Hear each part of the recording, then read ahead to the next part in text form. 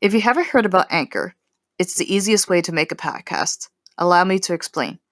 Number one, it's free. Number two, there's creation tools that allow you to record and edit your podcast right from your cell phone or computer.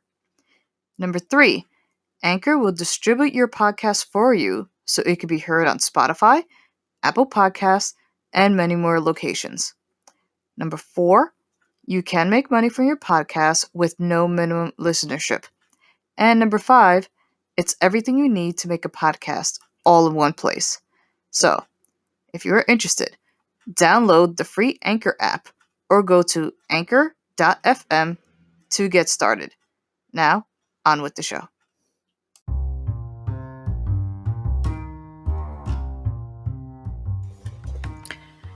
Hey guys, just a quick message. Wanted to ask for your forgiveness for the audio in advance for this. Like I said, this is an unexpected episode while I was working on the other two episodes that you will hear during this recording, and it was done on my phone. And there are certain parts where you may hear my cat meowing really loudly because she was dying for attention, and honestly she always wants attention, so please ignore that. And like I said, if you look at the description in the episode, I will leave the link for you guys to leave voice messages. Again, this is me and my ramblings and my different thoughts, and if I flip-flop on this, my apologies. This will be episode 4, but it's also kind of a quick take episode, if you will. And if you do like it, even if you don't like my opinions, but you do like the format of having like a quick take based on a particular current event where I quickly touch on it and give opinions, definitely let me know. I will also be creating a Facebook and Instagram page by the next episode, so that way you guys can leave feedback on there as well. So, enjoy the show.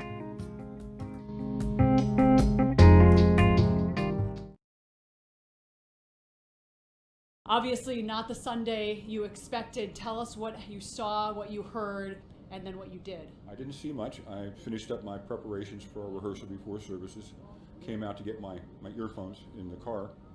I was standing in the parking lot. This is about 9:43. A lot of clouds, very low ceiling deck, and I heard a helicopter coming on a slow left-handed turn, probably from the freeway from Lost Hills. And as it got above me, it was almost directly above us in the parking lot, or these condominiums here, moving very slowly, maybe 3, 4, 5 miles an hour. So it was in a hover, searching hover, but I could tell from a sound engineer with sound pressure, you could tell the altitude was low. So I listened, I looked directly up, and I couldn't see it. So it had to be up maybe 100 or 150 feet in the cloud deck, because I wasn't seeing any disturbance. The helicopter's in a hover. Its rotor wash is going to be throwing a lot of air down. I didn't see any disturbance in the clouds. So I just listened to it. My alarm bells went off because I'm going, this is awfully low. And I knew that we got the terrain over there. We headed off on an easterly track, went right over the Los Virgenes Water District building right there, and still in that little bit of a left-hand turn, and about 20 seconds later from when it was here, heard the impact. What did the impact of the helicopter sound like to you? It was not very loud. You could hear the crushing and collapsing of fiberglass, plexiglass. I did note, the thing that stuck in my mind is when it impacted, the rotors stopped literally immediately. There was no secondary, the rotors weren't like breaking off and hearing things fly off. It just all stopped. So however the impact happened, it ended very, very quickly. I hope that the occupants didn't suffer because it was very, very quick, because it went silent within just a thump. And no explosion in the sky. I was not in a visual standpoint because of the trees in the building. The property manager, Jerry, whom I work with, was standing right over here by the marquee, and he was on the phone talking to somebody. heard the impact and looked over, and he saw the smoke because he had a visual line of sight. The clouds were low enough that the helicopter went in basically right at the cloud line. He must have just come out of it, but he flew probably straight to the hill. That's why I think he went in rotors first, because everything just immediately stopped. And then what did you see after that? Was there smoke? Were there flames? Once I immediately pulled out my phone, called 911 within 45 seconds. I was on with dispatch. They transferred me to fire department dispatch. Was speaking to them. The sheriffs were already overshot and were heading down to Mulholland Highway. And I said, they're going too far. It's not at Mulholland. It's right here at the Water District, because I know it was flying in an eastern track. It's a lot farther up. So dispatcher said, I've lived here for 50 years and I know each canyon and location. She said, I'm glad you know where everything is. And then within 4 or 5 minutes, from 3 different directions, 3 different fire units, sheriff, search and rescue, all appeared. Thank you for calling 911. It's a terrible tragedy. I think he was just disoriented. I didn't hear any malfunctions on the aircraft. Apparently Kobe's helicopter was a twin turbine, so he had power, and it sounded like he was in control, because it was in a slow. It's hard to control a helicopter when you're in a hover or a slow. You've got to have command of the aircraft. So I think he just was disoriented and he did not know where he was. So I came out here about short.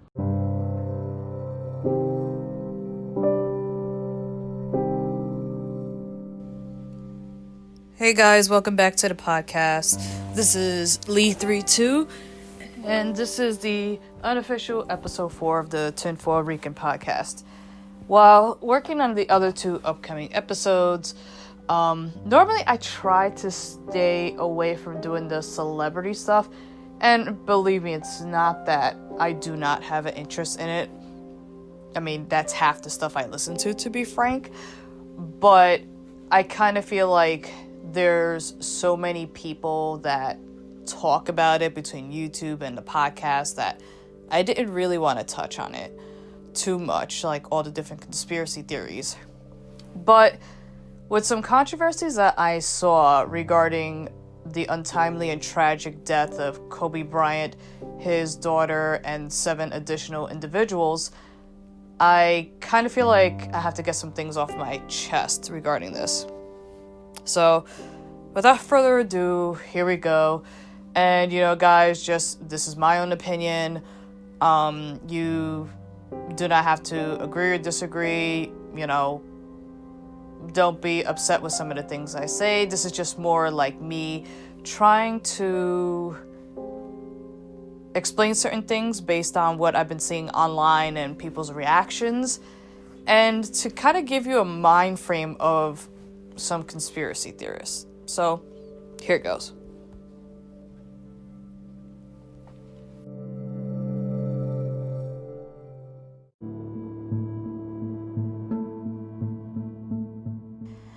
Okay, so I'm going to be honest with you.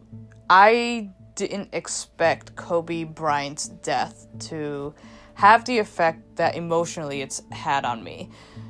And I've been trying to ponder why. I mean, aside from the fact that it was extremely tragic that both him and his daughter are deceased, as well as, at least 3 to 4 families are now ruined forever because of this, and just the shock of it and the sudden death and everything just being a reality. Death can happen at any time, and with this situation, it clearly, brings that reality back to the forefront. It's not that anyone dying is not sad. It's just when it's someone that has so much promise. Both Kobe and Gianna had so much promise and were so well known and had so much going for them that, it's crazy to think about what's happened. And I'm just kind of still kind of shell-shocked, Still shell-shocked about it. And, I'm just kind of like, still kind of shell-shocked, you know? Still shell-shocked about it. And, I'm just kind of like, still kind of shell-shocked, you know? Still shell-shocked about it. And, I'm just kind of like, still kind of shell-shocked, you know? Still shell-shocked about it. And, I'm just kind of like, still kind of shell-shocked, you know? Still of course, unfortunately, having the conspiracy theory mind, my mind automatically goes to the, was this an actual accident or was this foul play? Now, here's the problem that I've seen with some of the people online.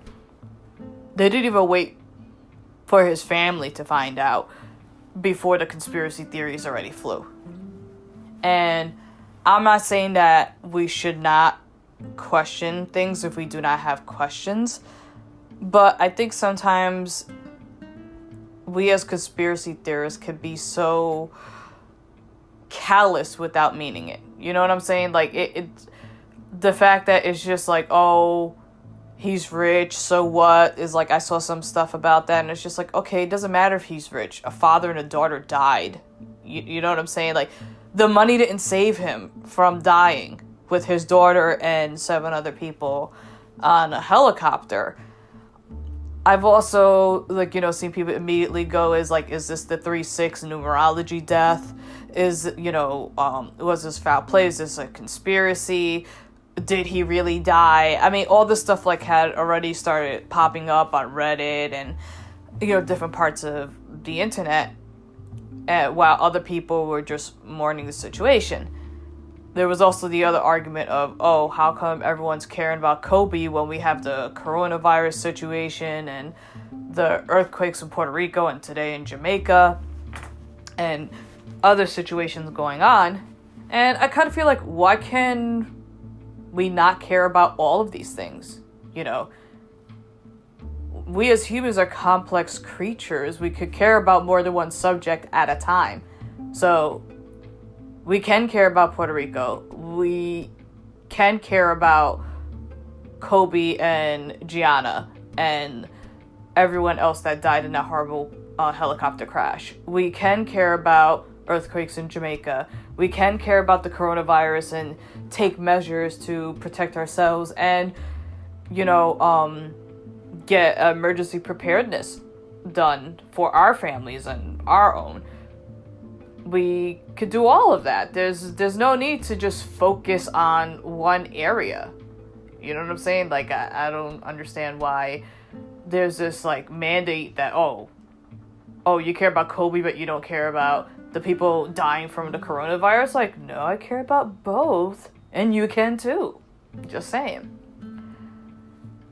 And one of the people I follow on Instagram was basically, like, put a post, like, you know, stop with the conspiracy theories and stuff like that. And I kind of felt the urge to respond, which is also why I'm doing this recording, because it's like, I wanted to briefly explain the, you know, where our headset, like, you know, where our frame of mind goes when celebrity deaths happen. You have to understand, you know, especially when you read, you not necessarily have to understand, it's more like I want you to understand. So let me rephrase that. I would like you to understand. I'm not saying you have to agree or disagree with me, but I'm basically just giving a perspective of people who follow conspiracy theorists and, you know, who research and question things and do all these things and why they may react a certain way to situations like Kobe Bryant. And so here's the thing. When you become a conspiracy theorist, you know, usually somebody gives you some type of information, whether it's a book, an internet site, etc. Or you may even see certain things from being in the military, for example. Like, I've known military people who've seen certain things that nobody else has been able to see, like the level of technology that really exists versus what the general public has access to. As an example, they were able to see, you know, certain corruption, just how things really ran. You know, it's kind of like the people who are in Scientology and they hit, you know, the highest levels of Scientology and then find out that the doctrine is completely different from what they were taught all these decades, or, you know, all those years of training.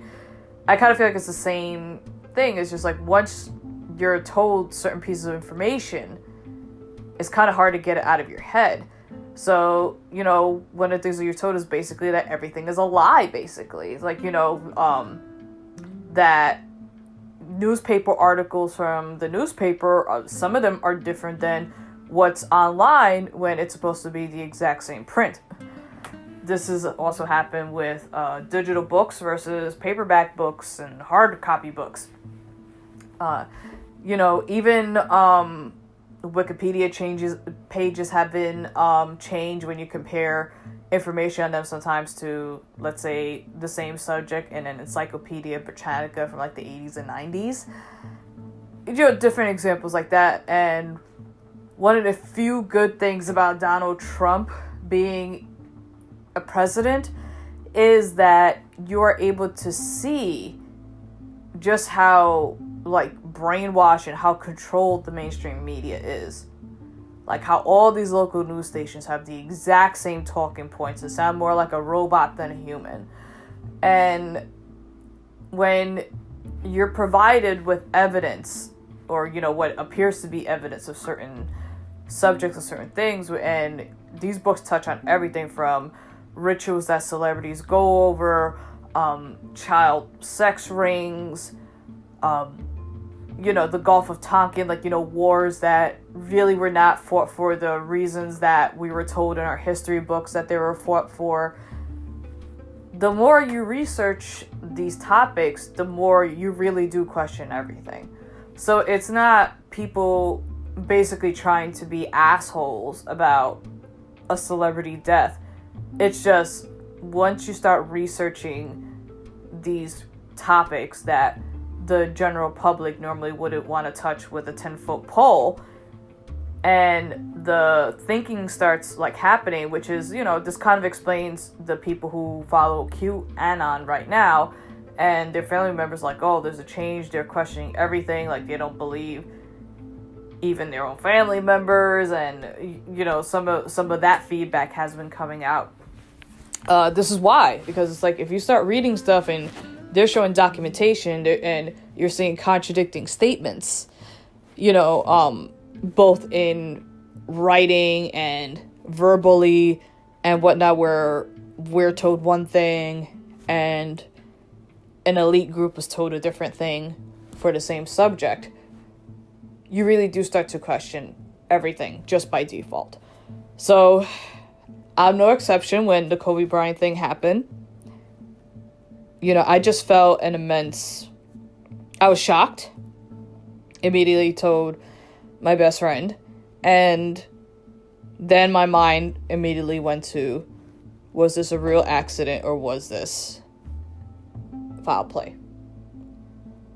And part of conspiracy theories figuring that out is what they call the 3-6 numerology death, where based on a particular mathematical formula, including the date of the death, the person's birthday, how many people were involved in the event, tragic event, Left Eye, there was a total of 3 people in the car when she died, as an example. If the numbers equal both 3 and 6 after doing certain formulas, that's supposed to signify a ritualistic death, basically a blood sacrifice that's supposed to be done with the Illuminati. I'm not here to say that Kobe was a victim of this. I'm not here to say that Gianna was also included in some type of blood sacrifice. To be honest, I'm not sure, and of course we're never going to get the exact answer. However, it did cross my mind. And it crossed my mind immediately just from all the circumstances. And to be honest, this death reminded me of Aaliyah's death. I had the same shock value as August 25th of that year that it happened. It was the same thing. It came out of nowhere. And I'm like, what do you mean Aaliyah died? She just came out with a new album and, there's no way. It was the same. She has so much going for her. It was pretty much the same shock value that I had with Aaliyah as with Kobe. Now, I'm not going to be one of the people claiming that I was the biggest Kobe fan. I'm not going to be a person that's going to ignore, if you will, his indiscretion. But I do want to bring it up because that was another thing that I saw, that people kept bringing up the sexual assault allegations, that he, the criminal charges were dropped, a civil suit was later put out and was settled, and unfortunately it's been brought up to this day. I never want to be one to victim blame, but if I was going to be honest, I personally always had trouble kind of believing the story fully, because, if you're going to a man's hotel room on the one hand at 3 o'clock in the morning, I can see why a lot of people didn't believe it, because even in the beginning, I didn't believe it, because I'm like, wait a minute, you went to his room at 3 o'clock in the morning and agreed to have relations with him, and now you're claiming that he, raped you. At the same time, as a woman who's also been almost raped a few times, I could also see the other end of it, where it may have started out as consensual, but something went left. Being older and wiser now, I could also take into consideration that, we grew up in a more masculine, toxic masculine culture. Think about it. Like, there's certain music videos, like, even though MTV really doesn't show music videos anymore, and they haven't for a long time, but, the channels that do still show music videos, even some of the older ones, like if you look at VH1 Classic, they don't really show certain videos. Like, I've noticed, like, when they're showing old school hip hop, like, they used to show Beastie Boys, you have, have to fight for your right to party all the time. You haven't seen that in the last, like, I would say 5 to 10 years. And I think part of it is because of the hashtag Me Too movement and the situation with Bill Cosby and the Quaaludes.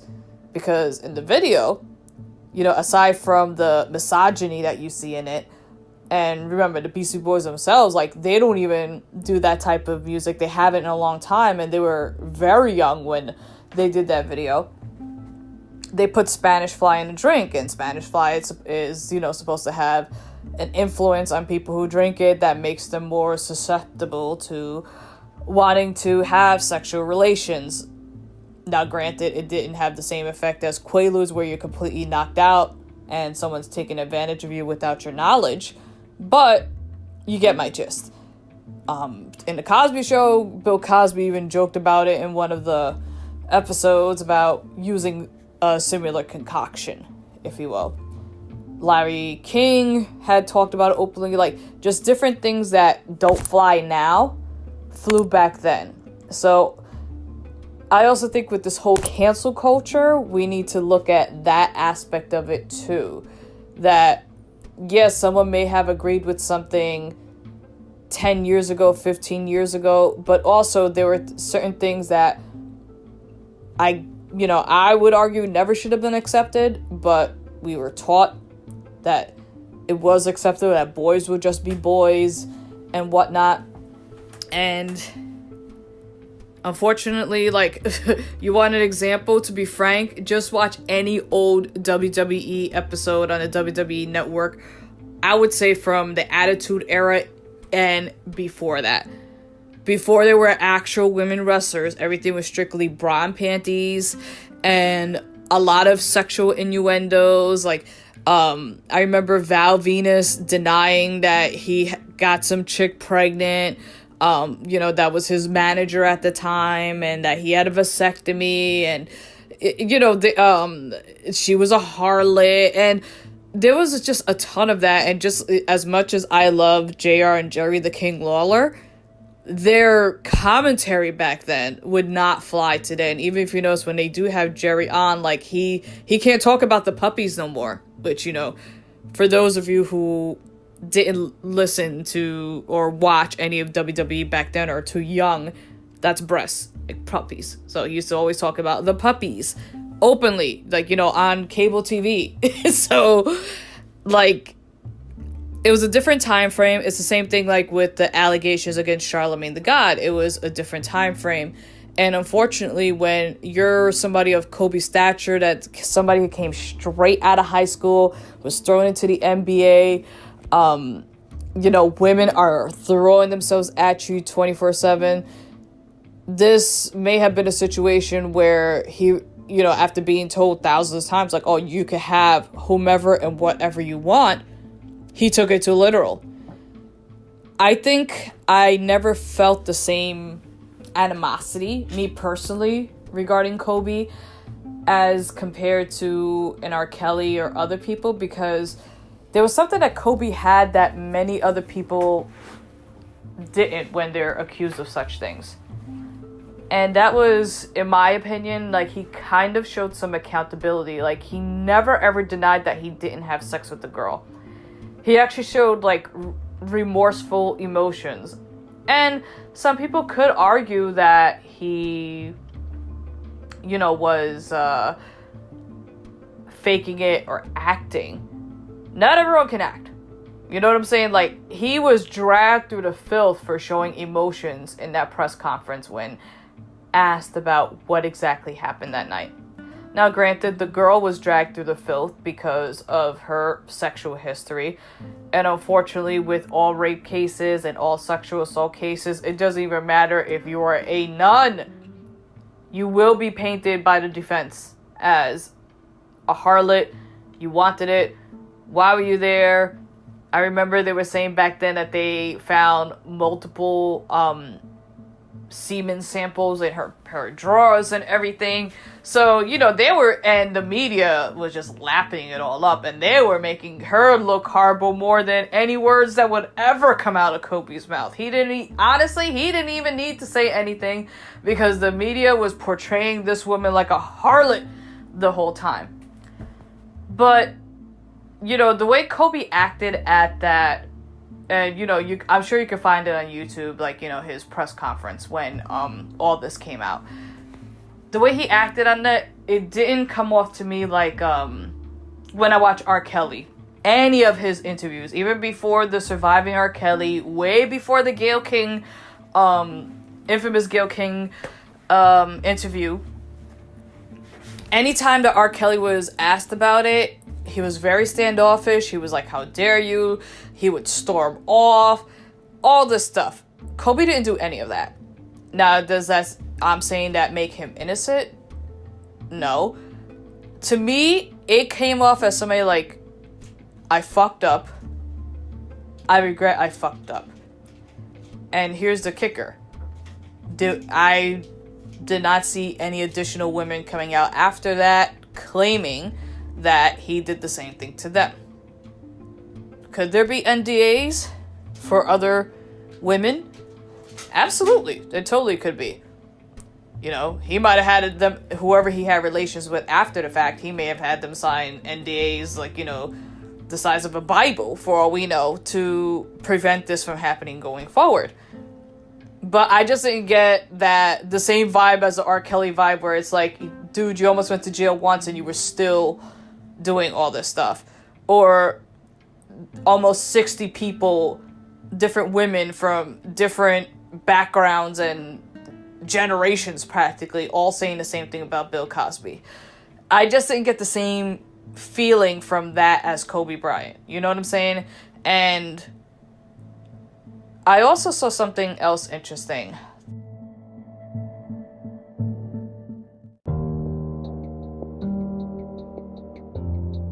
Also watching one of the YouTubers named Unwild with Tasha K. For those of you who may not have heard about her, she's one of the bloggers that's currently countersuing, I will say, Cardi B. She was claiming that Cardi B has herpes and was kind of alleging in certain live streams that she had that her current daughter Culture may not be Offset's, but her previous significant other who was in and out of jail. And just a lot of stuff. Like, you could tell she totally had it out for Cardi B. And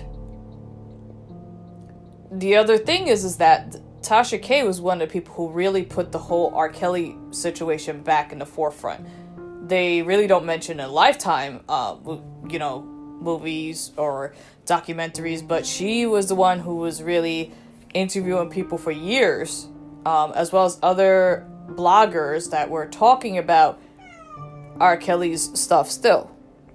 And we're talking to new victims, and we're kind of going into how R. Kelly gets his victims, if you will, and long before the BuzzFeed articles and whatnot. So, going back to Tasha K and one of her recent live streams, she was talking about Tupac Shakur. And when she talked about Tupac Shakur, she basically was like, fuck Tupac, he's a rapist, this, that, and the third. Now, this is when she was talking about a love and hip-hop personality named Molly Marr. There's allegations that he has like sexually assaulted and raped women, and now other women have come out, including a former porn star that she interviewed, and apparently he drugged this porn star, and to get graphic, he took out her, this is what she claimed, that he took out her tampon, so a la Harvey Weinstein type situation, had sexual relations with her, put the tampon back in while she was still passed out, and, you know, when she woke up in her house, like, her clothes were on and everything, her tampon was in her, but, you know, she felt like something wasn't right. She ended up being pregnant with his child, and at some point, a couple of individuals beat her up to the point where she ended up having to do, like, the baby was damaged in the brain and stuff like that from the injuries, and she ended up deciding to get an abortion because the baby would not have been born normal. Like, it's a very messed up story, and to me, like, based on how the chick is saying it and everything, it does seem like a very plausible issue. And she came out publicly several times, but nobody paid attention to her. But now that the hashtag #MeToo movement is here, and another woman has taken him to court, you know, she was able to bring her story back out, if you will.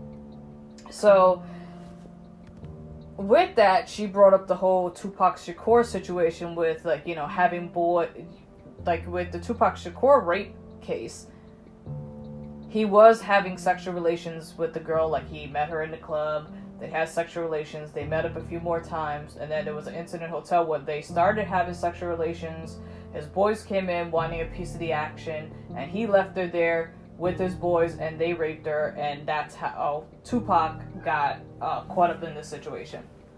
So Tasha K was, you know, dragging Tupac through the filth and everything like that, and saying that he's a piece of shit, and why people look at him like as a Malcolm X level figure. She doesn't agree with it, and I understand where she's coming from. At the same time, I kind of also am like, where's the level of forgiveness? Because I'm not sure if a lot of people realize this, but karma did come for Tupac fast, and I'm not talking about the time that he got shot. He was gang raped in New York jail, for those of you who do not know. My professor from Montclair State University was a public defender, and one of his clients, he works in, I'm sure he probably still does, but this is a long time ago. He works in Brooklyn, in one of the districts in Brooklyn.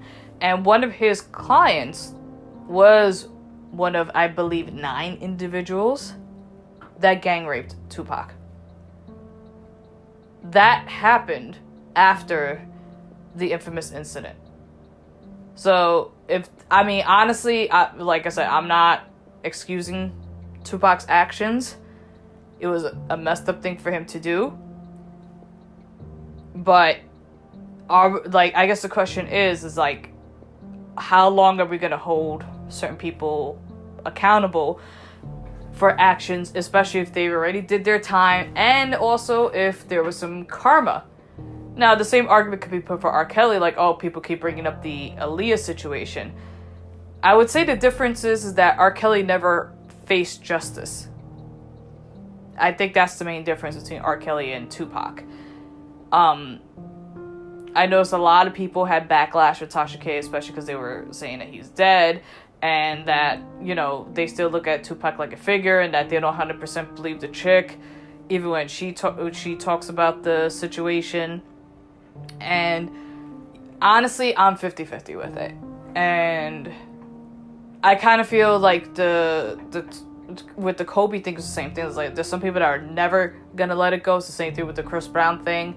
Like, Chris Brown's music is nice, but his personality just totally turns me off. And I will always give him the side eye regarding the Rihanna situation, but at the same time, Rihanna forgave him. He still cannot tour in certain countries to this day because he is a felon and never will be able to tour in certain countries, and there are consequences for his actions. And his stuff is brought up every single time regarding Rihanna when Rihanna doesn't bring it up anymore. And I'm not saying for anybody to forgive Chris Brown. At the same time, it's like we had many opportunities to cancel him and many people didn't. So I don't know if there has to be a rule book for this cancel culture, because some of these same people that cancel Chris Brown are playing Tupac, or they're playing R. Kelly, or both, or they're playing some, they're watching a Roman Polanski movie or Woody Allen movie. I mean, the list could go on and on.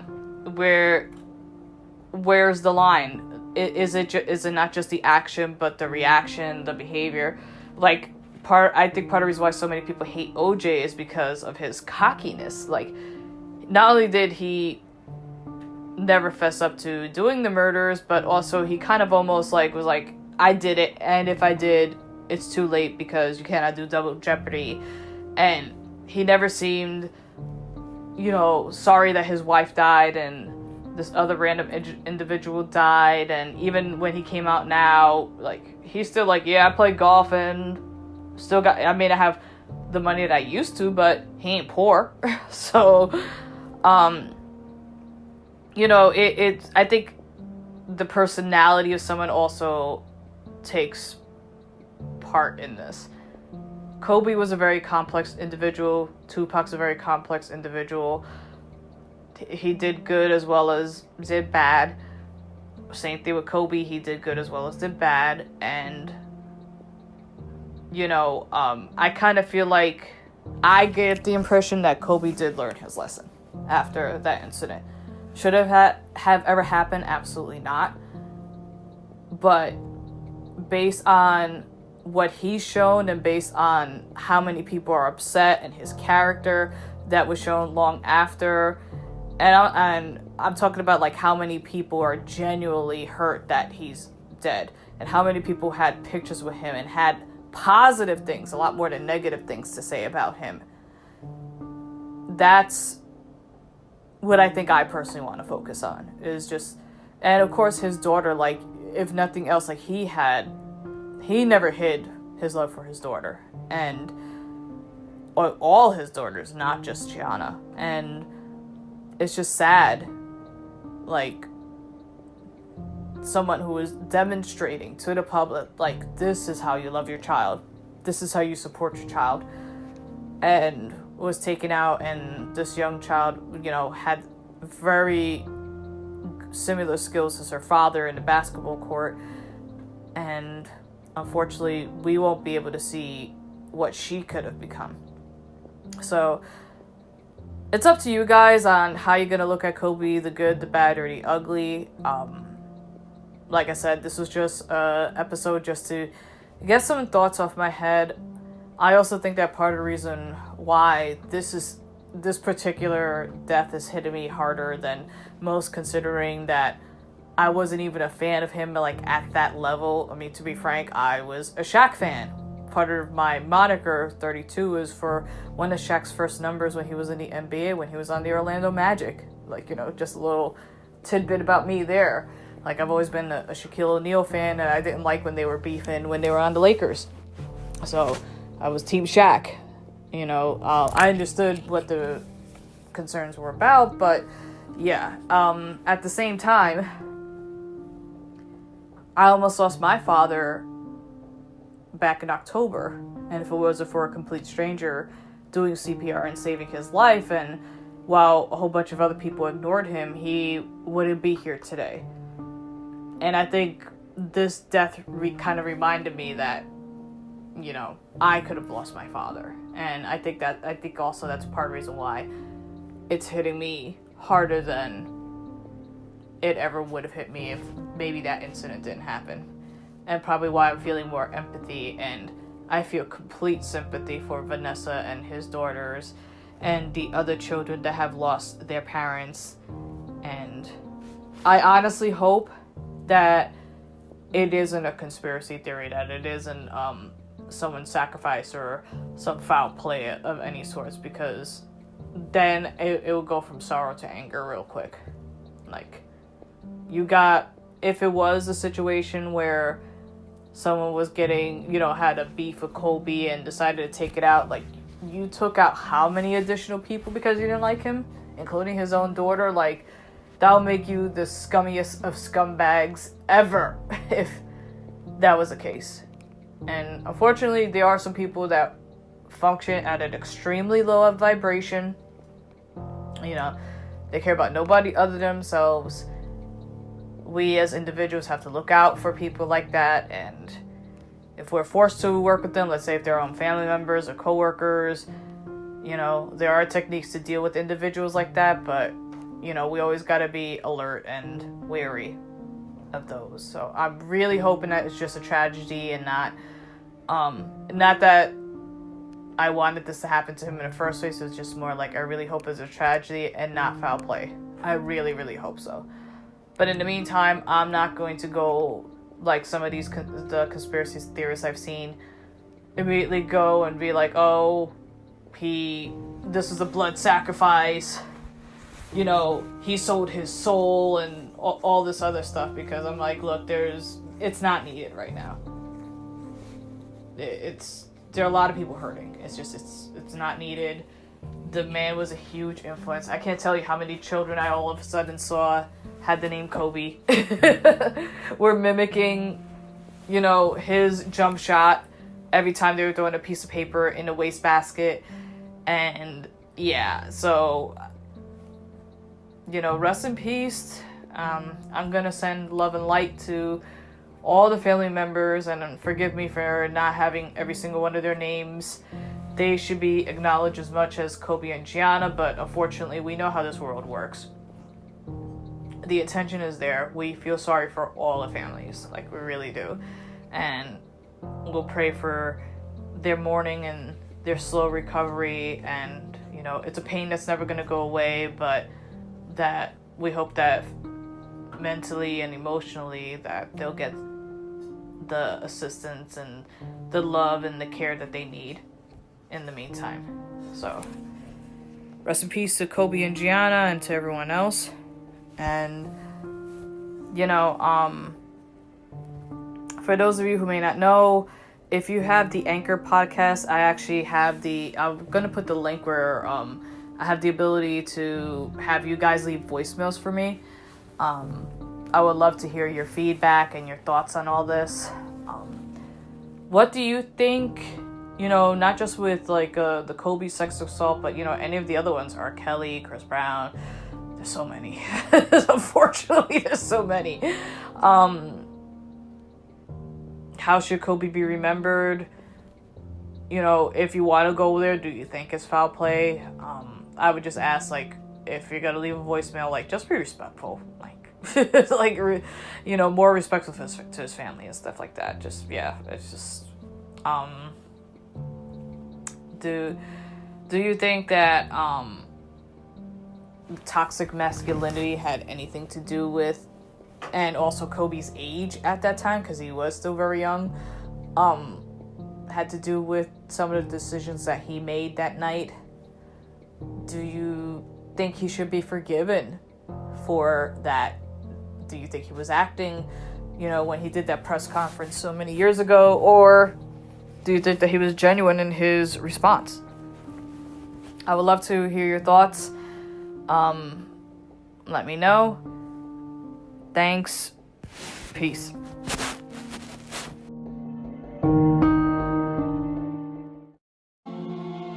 For parents, it's about truly understanding the connection between life and sport. You know, you gotta let kids be kids. Let them have fun. Help them find their own way. When those answers becomes things that they find on their own, it's something that they own versus us telling them what they should be doing or telling them what they should be feeling. Just go out and have fun with them, right? Just be imaginative. You know, say, give her the ball and say, listen, you got 10 seconds left. I'll count down from 10. You know, hit a game-winning shot. Things like that. Sport is the greatest metaphor that we have for life, and it's important that we treat it as such.